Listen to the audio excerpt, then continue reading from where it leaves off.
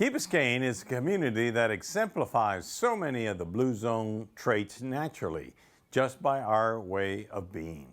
We are lucky to live on an island paradise that is surrounded by natural beauty and have access to world-class services that allow our community to be healthy and to prosper.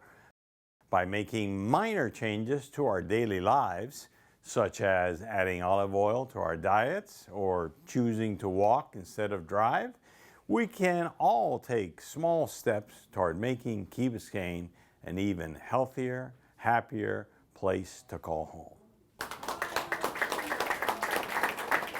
I told Roxy, I said, they're not going to be interested in olive oil and Mediterranean diet. And she said, don't underestimate my people. And so I says, okay. So thank you all for coming. A lot of people interested in olive oil. That I'm not a doctor, a nutritionist, or dietitian. I'm not a graduate of food science, nor did I ever go to culinary school.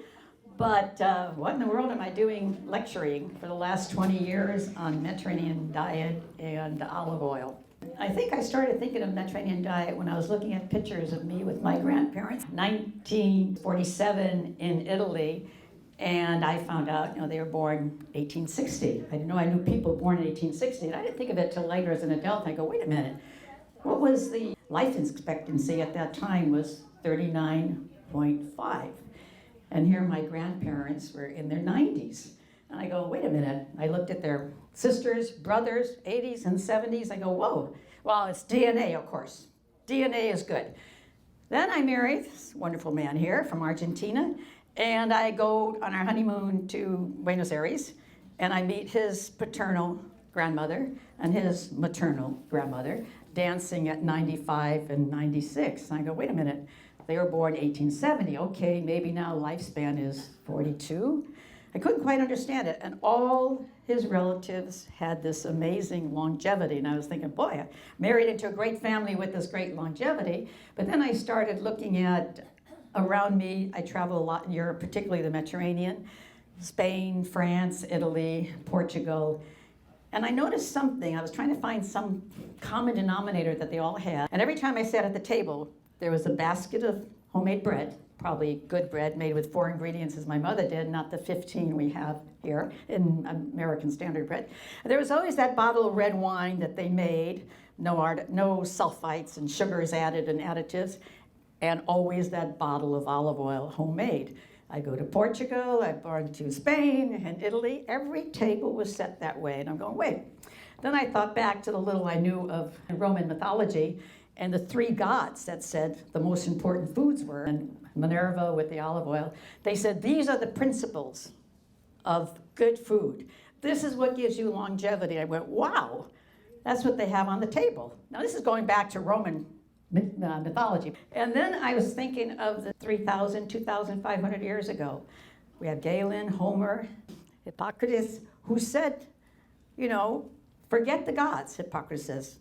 You don't pray to the gods when you're sick. Nature is your healer. And he pushed the fact, these 3 things again that you need to have. Now we knew this for about 3,000 years, but we're not really paying attention to it. So I was wondering, when did we really begin to understand or start seeing in print something about the Mediterranean diet?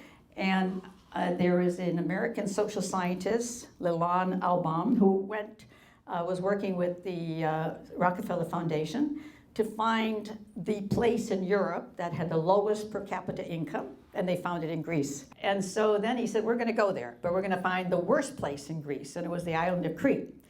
So the whole team, doctors, scientists, went off to Greece to improve the economy. And they had all their studies done, how they were gonna help these poor people, and they were shocked to see them in the fields, singing at age 90. And he said, by golly, at 55 and 60, they were dying of strokes in New York. What is going on here? This is the poorest economy in Europe, and they were living better than, they had longevity better than anyone else. So that's how they started really looking into the Mediterranean diet. For us, I think it's only been maybe in the last 2 decades that we start hearing about this, even though we might not follow it all the time. The literature is there, the knowledge is there, but we don't follow it. And this is what got me involved with the Mediterranean diet. I'm very grateful. I had Italian parents that gave me their food culture. When you think why our country is the only country where poor people are fat. It's the largest, most dynamic country in the world, and we have the largest number of food disorders.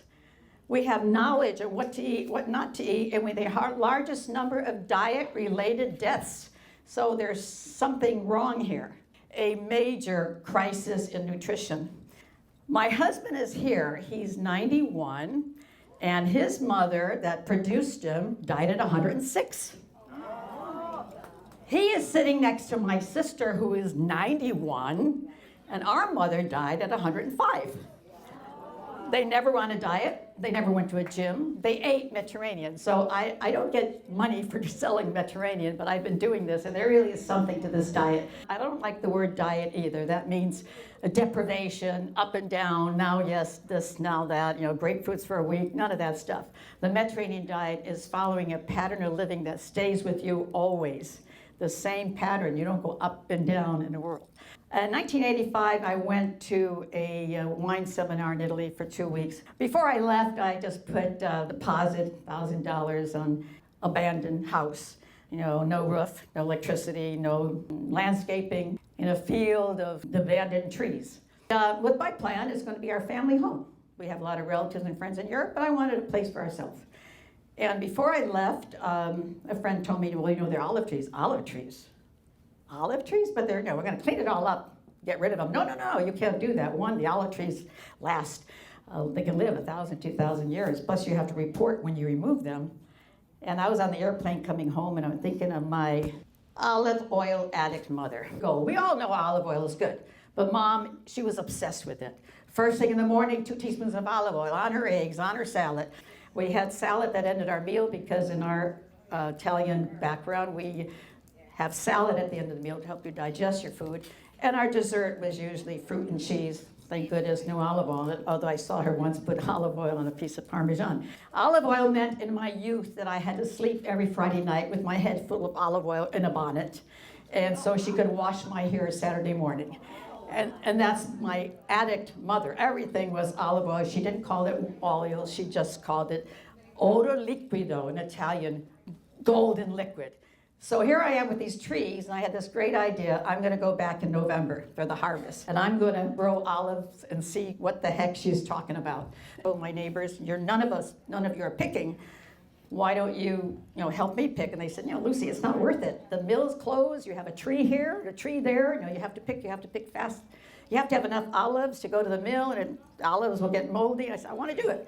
I want the experience of making my own olive oil. My mother said how hard it was picking it with the cold, and it's not a profitable thing, that's for sure. The profit goes to the fraud in the business, which we'll get into, but not the ones making the real thing.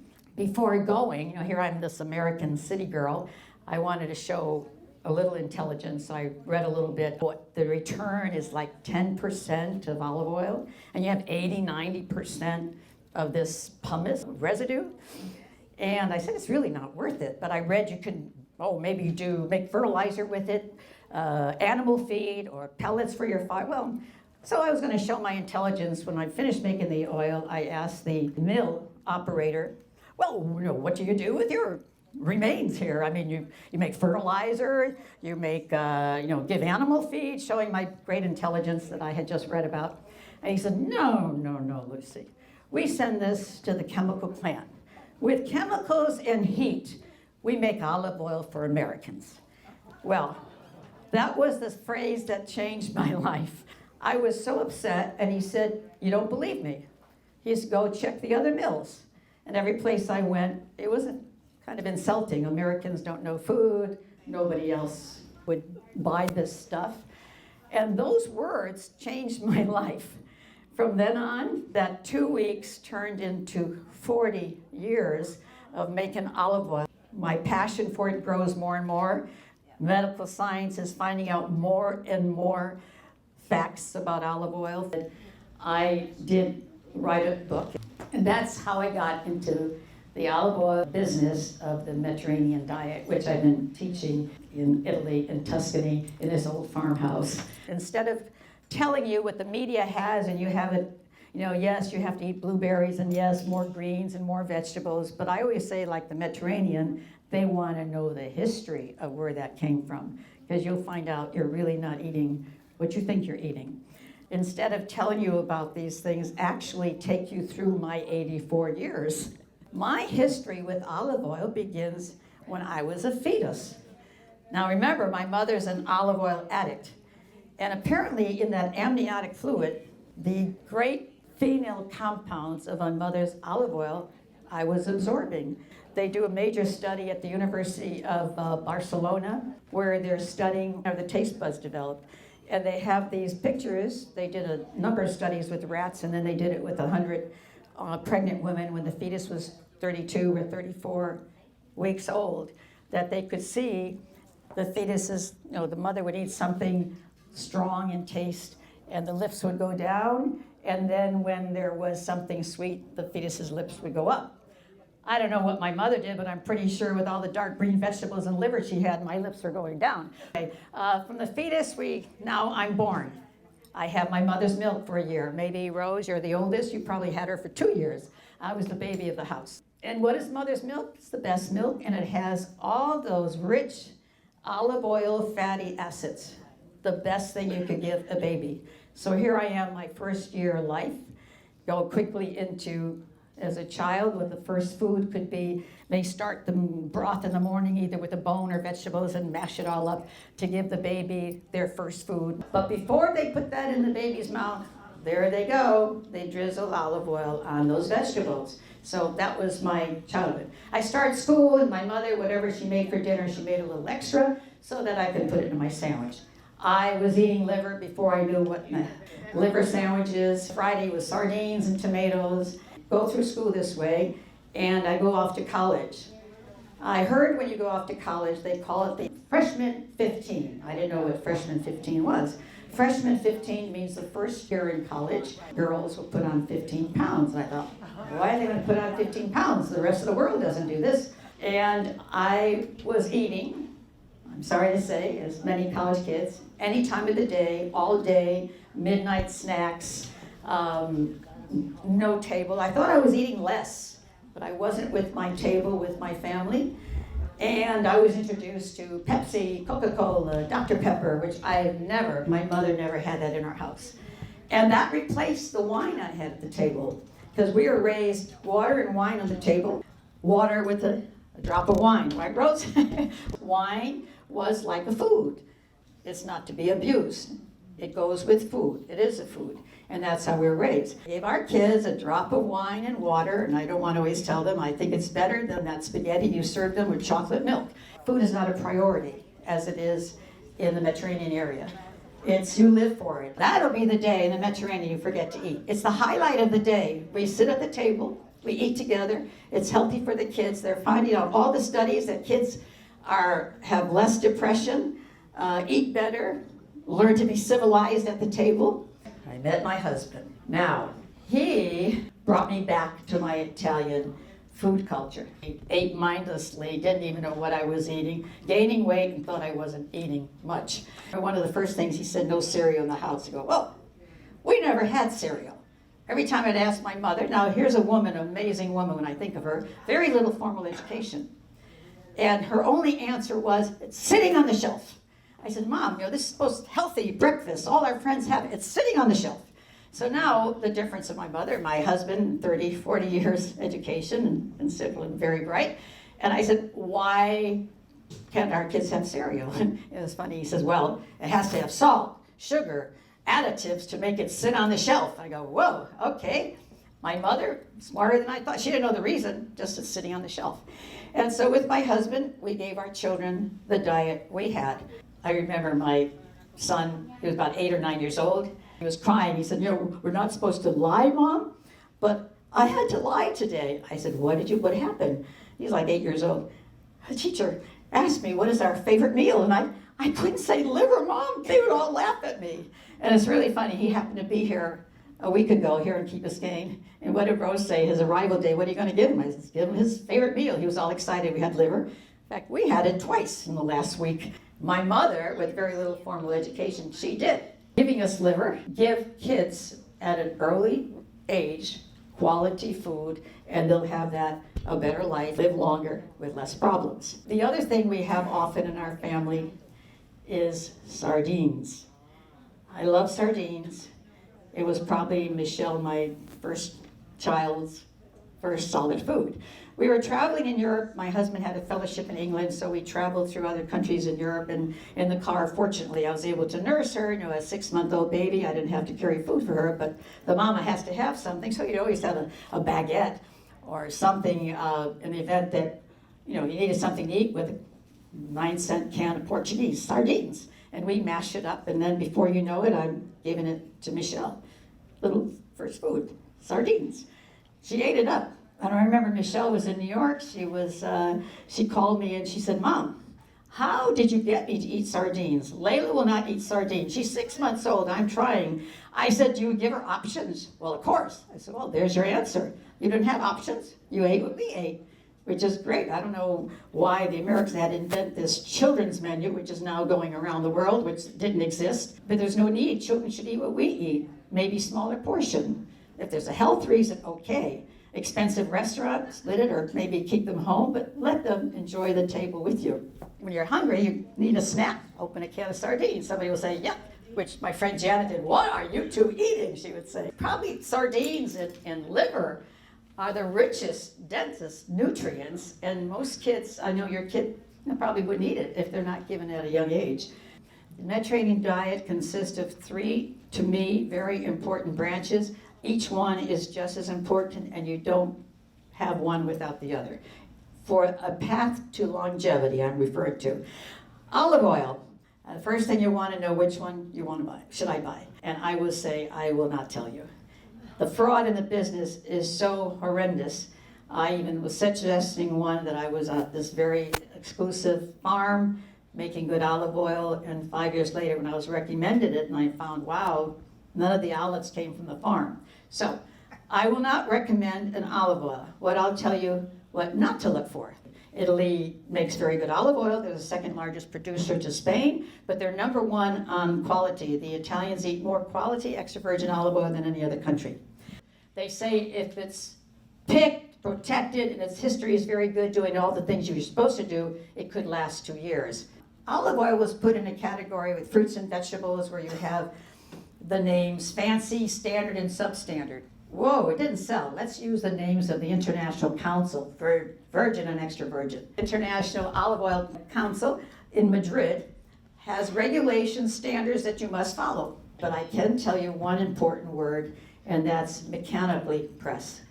If the bottle says mechanically press, that means the olives are clean, pressed. The next step is centrifuge, where they separate the dirty water, the residue, and the olive oil. That's it. It has to have mechanically pressed. You want to get it from one estate if possible. You want the word mechanically pressed.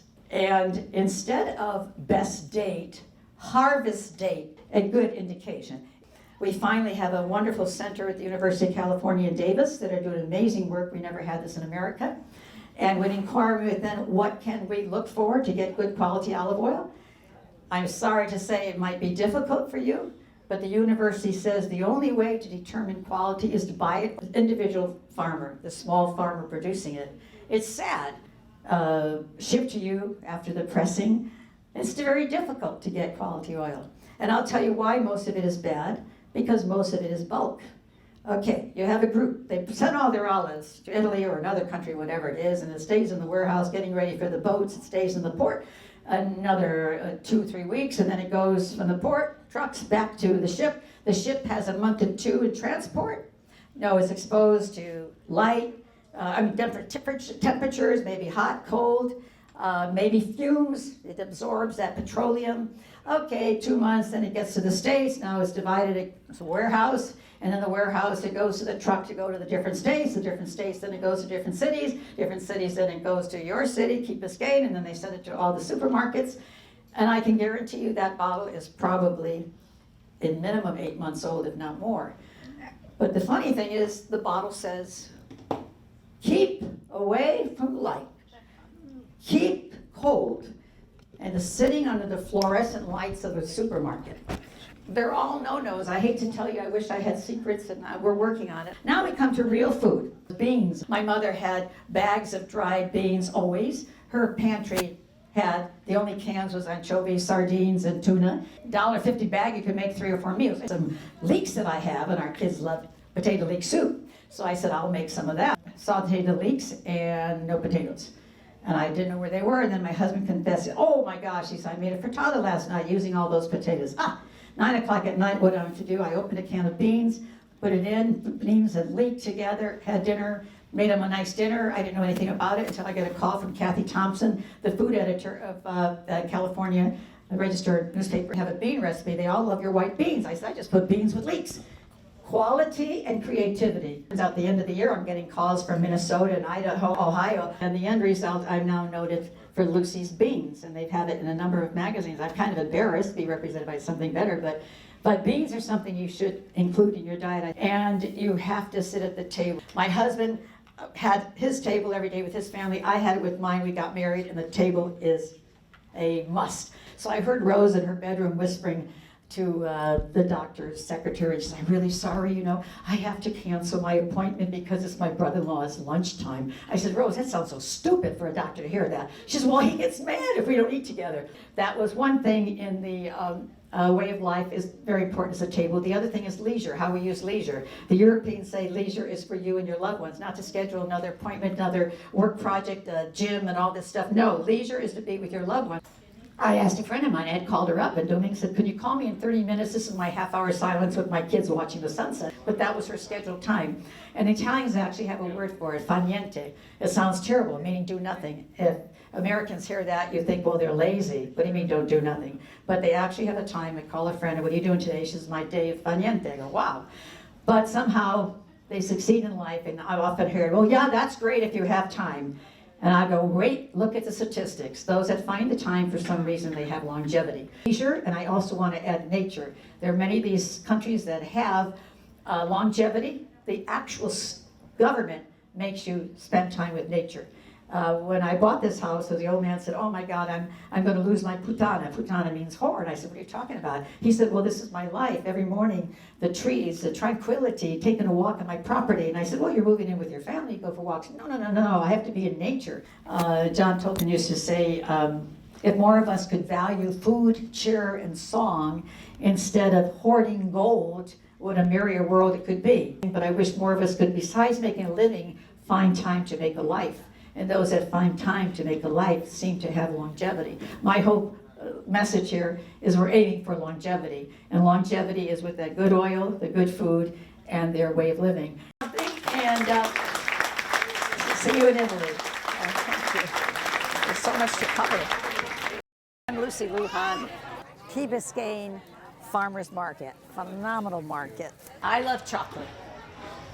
Well, chocolate is an antioxidant. Actual chocolate is good for you. Good chocolate is part of the Mediterranean diet. So I highly encourage to eat chocolate, but only if it's the real good dark chocolate. It is dark chocolate. Yeah. And orange with dulce de leche and dulce. Oh, dulce de leche. That's my husband. In Italy, our salad was the end of our meal because it's supposed to help you digest.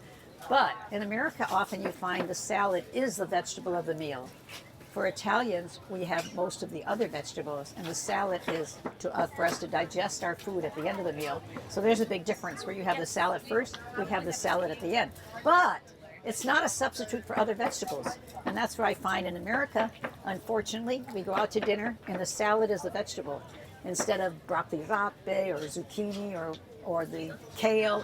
So salad is important, but it shouldn't be the only vegetable on your dinner table. Soup is extremely important. What the Mediterranean is, you take those bones to make a good stock. Bones, you mind if I do this? Bones with the meat on it. This is Mediterranean soup. Now, my mother always made and started hers with bones, that whatever we had in soup, the chicken bones. What happens is that all over the world, Mediterranean, they start soup from scratch. And unfortunately, in America, it's not often from scratch. Even restaurants, they'll use cubes. I'm in the restaurant business, and I know what they do. I think ours is good, but the majority, for speed, and made with cubes that are salty, et cetera, and you don't get the nutrients from those bones. My husband said in Argentina, if it wasn't the asado on a Saturday weekend, the barbecue, every night they had soup. My mother, the immigrant's diet, every night we had soup. It's nourishing, it's filling, it's economical, it's comforting. And we really don't in America have a lot of soups. I was talking to a friend from China, and they said they were surprised that Americans don't have like fish soups at home every, once or twice a week. We don't do that. We do it. Mediterranean does it, and it's so good. I can't convince people enough. A good bowl of soup before your dinner, comforting, nutritious, healthy, and Mediterranean. Bread. It's amazing. Every table all over Europe, the first thing on the table is the bread. It's too bad bread in America has a bad name. Maybe there's some truth to it. When you have 15, 18 ingredients, you don't know what it is. My mother made bread fresh every day. It accompanies the meal. It goes with the meal. I can't imagine a meal without it. And when I hear friends say, oh, we don't eat bread, I may go along with them in when you speak of the quality of bread. My mother's was just the basic 4 ingredients: flour, salt, yeast, and water. You need it for your body. You need it to accompany other foods. Breads with 15, 18 ingredients I don't even recognize. Yeah, get off of those breads. This is Kalamata olive loaf. Now, look at the ingredients. Unbleached, untreated wheat, flour, Kalamata olives, water, sea salt, and yeast. I think it's a good bread. At least I recognize the ingredients. Olive bread. I just ate the green olive spread. The Mediterranean diet is just like the Blue Zone diet. I mean, what they eat. A lot of plant foods, 80, 90%. Olives, the healthiest thing in the world. You can tell it's fresh. That's the way I like to buy it. Wow, wow. Do you think they're organic? This market is amazing. It's zucchini, round zucchinis, but very traditional for some reason. I think my husband cooks them all the time. We call them the Argentinian zucchini, but they have them all over. And we've taught my grandkids to do this. Scoops them up, stuffs them, and each person has one stuffed zucchini, sprinkled cheese on the top, and baked, and they're delicious. I love them. So you have 20 people for dinner, you get 20 zucchini. I'll get some today and bring them home. My husband will love me more. I love peppers every way, and they are fresh. I like them baked, pickled, fried, whatever. Pickled peppers, they're very healthy. Just a little vinegar and salt. They're sauteed a little bit in vinegar and salt, and everybody loves them. Nutritious, healthy, not greasy, not caloric. Cooking does not have to be difficult. As I said, the red peppers I cook with vinegar and salt. These I put in a pan, even without oil, and sprinkle salt. And I may, as it's sizzling, put a drop of oil so it goes, so it sizzles, and sprinkle salt. It's not hard to cook if you know how to cook. And experiment. More than the cookbooks, my mother would say, is experiment. You learn by doing it. These are one of my favorites. Recipe, sprinkle salt. Look at these tomatoes.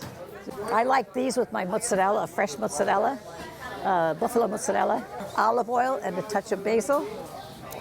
These for salad, these for everything. I often just saute these, slice them in half, whether my husband's eggs in the morning. I love eggs in Europe. The law is that you don't wash and sterilize them in soap and remove this protective cuticle. In America we do, which unfortunately, because by removing this, you allow bacteria to form. And it's not good to go from hot to cold and hot to cold. In America, we have to wash and scrub them. And unfortunate, I have to say, most of them are usually at least 60 days old because the farmer has to put it in the container in 30 days, and then the grocery store has to sell it in 30 days, so you already have 2 months. In Europe, it would tend to be 1 week, 2 weeks max. And if they're out of the refrigerator, they should remain out of the refrigerator. So in Italy, the eggs are not refrigerated. We bring them home and we don't refrigerate it. I've gotten eggs with feathers on them, and my Americans go, "Oh my God, how could you?" Sometimes these have feathers on them. Good, they're fresh. Yes. Don't worry about the feathers, it's good. No. Everything is better fresh. So even the eggs. And we never know all the history, but we should know. And the Europeans tend to want to know the history. The eggs in Europe have codes, 9 numbers, that tell you everything, the history of that egg. When there is a problem with an egg, they can almost go to the chicken. In America, you have to throw all the eggs away. We don't know what it came from, and that's unfortunate. And that code tells you if it was fed free range or whatever it is, and where it was, date, where the farm was, the province of it, and by law. I happen to run a bed and breakfast there, and the health department will always come and check my eggs to be sure that I have eggs that are fresh, be sure that they're out of the refrigerator with all those 8 or 9 codes on it. They all have to have the code on it. Leeks are from the onion family, of course, and I always do this with my bean dish. Yes, I could use onions, something else, but I think they're sweeter, better, tastier, and go best with my beans. Wash them well, by the way. You know, a lot of dirt can get in there. And after they're washed, slice very thin, and saute it. We use practically all of it. If they're damaged at the end, I know a lot of recipes will say only use this. I use some of that too. If it's very damaged at the end or dark, maybe this would be rougher, I would take some of that off. Maybe in this one, yeah, practically this one, probably all of it. It's oh my gosh, these are great. Eggplant. Look at these. Bigger eggplant. Yeah, these are great. We often grill these, slice thin, and just put it on a grill. And then just some garlic and parsley and olive oil dressing. We do that often for hors d'oeuvres. And you can have it in the refrigerator for a couple of days. In fact, we do it with the skin on it. And many recipes would say take it off because it's bitter. But the Europeans like that. We don't mind it. But for Americans, we always have to make it more refined. But we never take the skin off.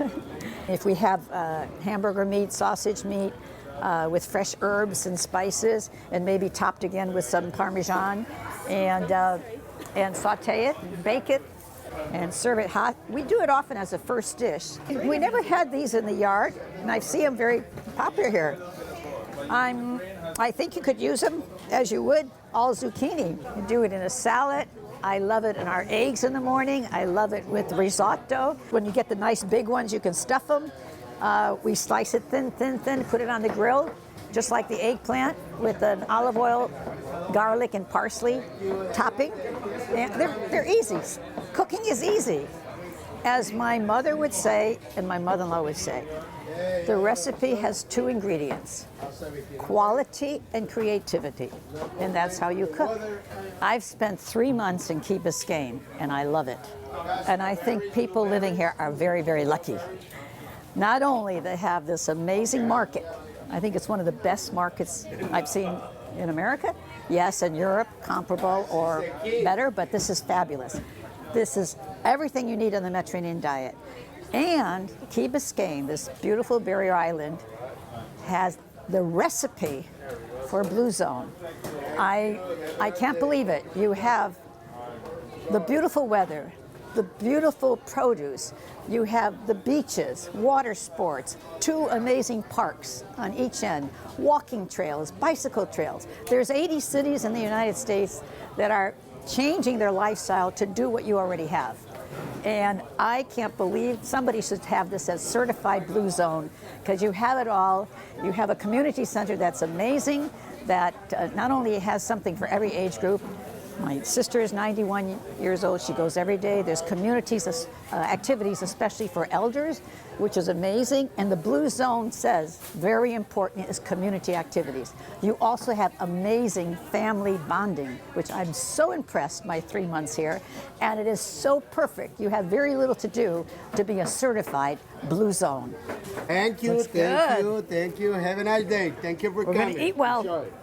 Mediterranean.